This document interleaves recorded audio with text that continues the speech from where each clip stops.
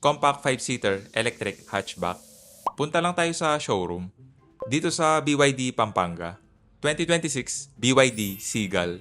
Yung price, 938,000 pesos. Modern and clean look yung front fascia. LED projector yung headlight with DRL. Isa lang yung windshield wiper, pero malaki naman. 16-inch alloy wheels. Naka-disc brake sa front and rear. Body color yung side mirror cover with NFC function. Walang camera. Wala ring blind spot monitor. Medyo mababa nga lang yung ground clearance. May keyless or smart entry button. Check natin yung interior. Two-tone leather seats. Manual seat adjustment sa driver.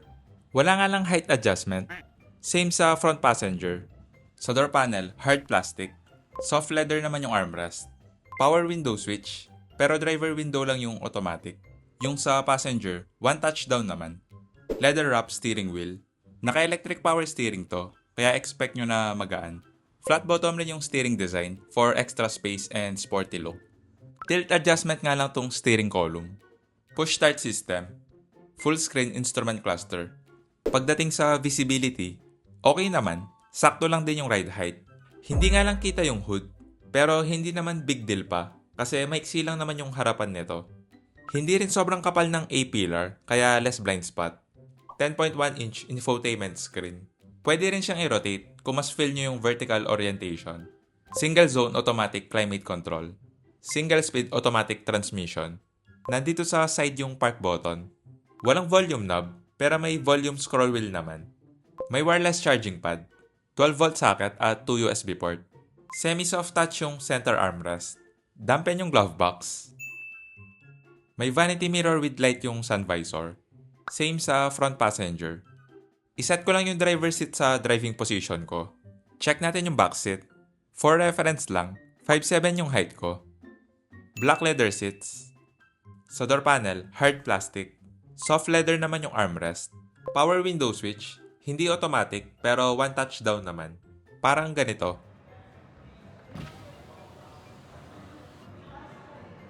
Nakaset na to sa driving position ko, yung legroom.